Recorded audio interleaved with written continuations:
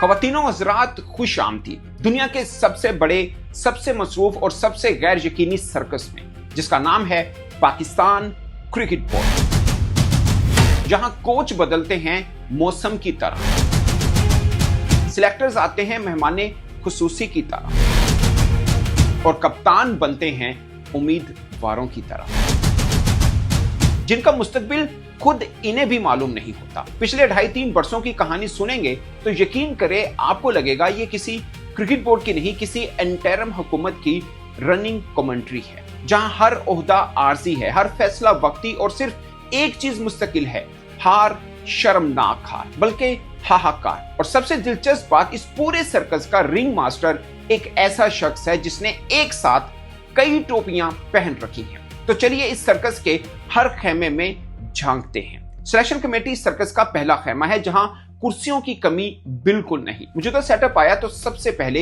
एक 7 रुकनी कमेटी बनाई गई। नोट करें, 7 रुकनी कमेटी, मगर चीफ सिलेक्टर कोई नहीं। गोया 7 ड्राइवर बिठा दिए गए, मगर स्टीयरिंग व्हील किसी के पास नहीं। वहाब रियाज, असद शफीक, मोहम्मद यूसुफ, अब्दुल रज़ाक, हसन चीमा और खुद कप्तान और कोच सब इकट्ठे बैठकर फैसला करते। फिर बिलाल अफजल भी शामिल हो गया। फिर T20 वर्ल्ड कप खत्म होते ही सबसे पहले वहाब रियाज और अब्दुल रज़ाक की छुट्टी हुई। मोहम्मद यूसुफ ने खुद ही इस्तीफा दे दिया, शायद समझ गए थे कि यहाँ ठहरने का कोई मतलब नहीं है। फिर आए अलीम डार, आकिब जावेद और अजहर अली।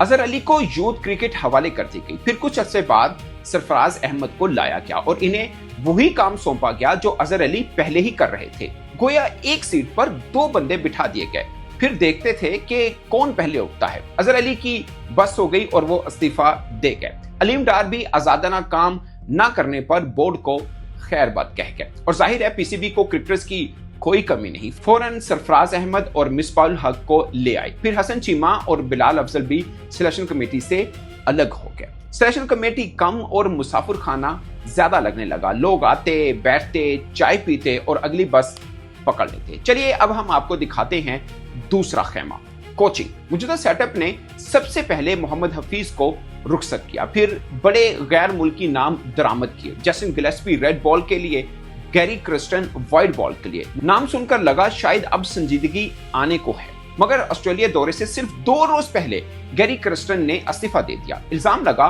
कि जो टीम उन्होंने बनाई वो बगैर बताए बदल दी गई। आर्जी तौर पर जैसन गिलेस्पी को रेड बॉल से उठाकर व्हाइट बॉल कोच बना दिया गया और ऑस्ट्रेलिया भेज दिया गया। और यहाँ सबसे दिलचस्प लम्हा आता है, जैसन गिलेस्पी दुनिया के शायद वाहिद कोच थे जिन्हें एक दिन पहले खुद भी नहीं पता था कि अगले दिन कौन सी प्लेइंग 11 मैदान में उतरेगी। बाद में खुद आकिब जावेद ने तस्लीम किया कि प्लेइंग 11 का फैसला भी सिलेक्टर्स के हाथों में आ चुका था। कोच का काम रह गया था सिर्फ हाजिरी लगवाना, यानी बाबर आजम हाजिर जनाब, रिजवान हाजिर जनाब, हारिस रऊफ हाजिर सर। गिलेस्पी की हिम्मत जवाब देगी, वो भी चले गए। आकिब जावेद आरजी कोच बन गए, बिल्कुल वैसे ही जैसे पाकिस्तान में निगरान हुकूमत आती है। इसी तर्ज पर आकिब जावेद भी निगरान कोच बन गए। अजहर महमूद पहले असिस्टेंट और फिर मुकम्मल कोच बन गए। इसी दौरान 29 साल बाद चैंपियंस ट्रॉफी की मेजबानी का एहसास मिला और हम 4 रोज बाद टूर्नामेंट से ही बाहर हो गए। अपने ही घर में गैर मुल्की क्रिकेटर्स खेल रहे थे और हमारे क्रिकेटर्स बने तमाशा। फिर मोहम्मद यूसुफ बैटिंग कोच बने। वेस्ट इंडीज के खिलाफ 34 बरस बाद वनडे सीरीज हारी। मोहम्मद यूसुफ ने इस्तीफा दिया। Mic Hesson white ball coach बन गए। अजहर महमूद टेस्ट टीम के निगरान हेड कोच बने, यानी आरजी कोच। फिर इनके बाद सरफराज अहमद भी टेस्ट कोच बने। जी आपने बिल्कुल सही सोचा, निगरान टेस्ट कोच। आपको हंसी आ रही होगी, मगर पाकिस्तान क्रिकेट बोर्ड का फलसफा शायद यही है कि दुनिया में जब सब कुछ आरजी है तो कोच मुस्तकिल क्यों हो। और दिलचस्प बात, असद शफीक जो सिलेक्टर थे बल्कि हैं, बाद में कोचिंग में भी आ गए। लगता है पीसीबी में करियर ग्रोथ का फार्मूला यही है, पहले सिलेक्टर बनो, फिर कोच बनो, फिर कोच कर जाओ। वहाब रियाज को सिलेक्टर से हटाकर विमेन टीम का कोच लगा दिया गया है।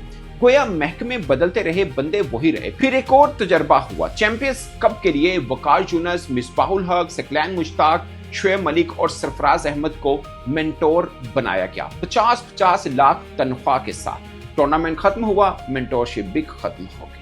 अलबत्ता हम ख्याल फॉर्मर क्रिकेटर्स बोर्ड में रहे। एक मौका ऐसा भी आया कि वकार यूनुस को कमेंट्री की इजाजत तक ना मिली।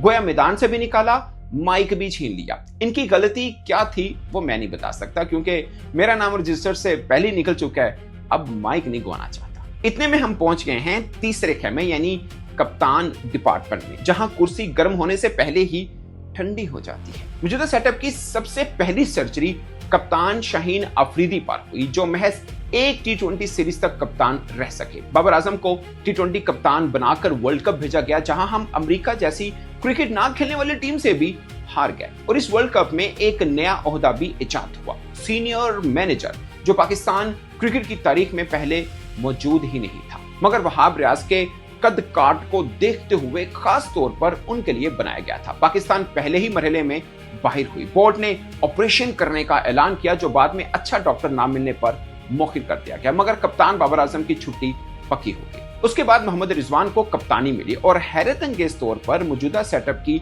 सबसे बड़ी कामयाबी उसी दौर में आई। ऑस्ट्रेलिया और जनूबी अफ्रीका को वनडे सीरीज में शिकस्त दी गई, मगर चैंपियंस ट्रॉफी की बदतरीन नाकामी के बाद मोहम्मद रिजवान को टी20 कप्तानी से और फिर कुछ अरसा बाद वनडे से भी हटा दिया गया। टी20 की कमान सलमान अली आगा को मिली, जो कभी टी20 टीम का हिस्सा ही नहीं थे। सोचे जिस फॉर्मेट में बंदा खेल नहीं रहा उसी की कप्तानी मिल रही है। वनडे टीम की कमान शाहीन अफरीदी को मिली, वो भी कुछ अरसा पहले तक वनडे टीम में जगह नहीं बना पा रहे थे, या शायद उनको जगह दी नहीं गई थी।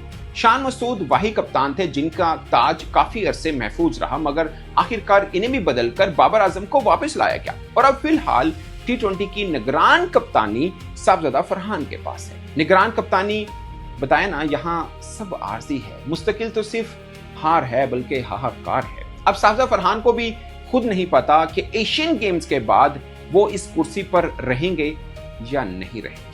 और मजे की बात देखिए, जिस बाबर आजम को टी20 से हटाया गया, इन्हें टेस्ट की कप्तानी मिल गई। जिस शाहीन को टी20 से हटाया गया, इन्हें वनडे की कप्तानी मिल गई। गोया कप्तानी भी अब रिसाइकलिंग के असूल पर चल रही है, एक फॉर्मेट से निकालो दूसरे में फिट कर दो।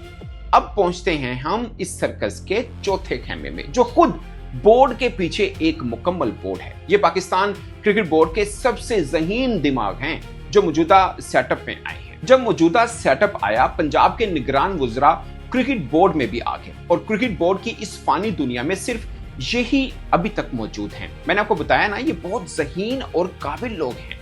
सूबाई वज़ीर अतलात सहाफ़ी आमिर मीर पहले एडवाइजर बने, अब मीडिया डिपार्टमेंट के सरबराह हैं। वज़ीर खेल वहाब रियाज पहले मशीर, फिर सिलेक्टर, फिर सीनियर वज़ीर और अब विमेन टीम के कोच। यानी एक बंदा, चार ओहदे, एक इदारा। सर देखिए ना, 4 दिन की जिंदगी है, अब एक काबिल बंदा मिल गया है तो इससे हर डिपार्टमेंट में काम लेना चाहिए।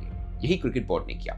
एक और सूबाई वजीर बिलाल अफजल पहले मशीर बने और फिर सिलेक्टर भी। मुख्तसरन जे के सूबाई वज़रा के ओहदे बदलते रहे, मगर सोने के अंडा देने वाली मुर्गी यानी क्रिकेट बोर्ड से इनकी नौकरी खत्म नहीं हुई। तो दोस्तों, अगर आपको कभी लगे कि पाकिस्तान क्रिकेट का मसला टैलेंट की कमी है, तो दोबारा सोचिए। टैलेंट की कमी नहीं, कुर्सियों की भरमार है। हर चंद हफ्तों बाद एक नया चेहरा, एक नया ओहदा, एक नया आर्जी तजर्बा। सिलेक्टर बनो, कोच बन जाओ, कोच बनो, निगरान भी बन जाओ, सियासतदान बनो, फिर भी क्रिकेट बोर्ड में रहो। और अगर वाकई कुछ मुस्तकिल चाहिए इस मुल्क में, तो वो है तब्दीली की रफ्तार। सवाल ये नहीं कि अगला सिलेक्टर, अगला कोच, अगला कप्तान कौन होगा। सवाल ये है कि जिस बोर्ड में कुर्सियां बदलने की रफ्तार जीतने की रफ्तार से कहीं ज्यादा हो, क्या वहां कभी कोई टीम मुस्तकिल कामयाबी की तरफ बढ़ सकती है?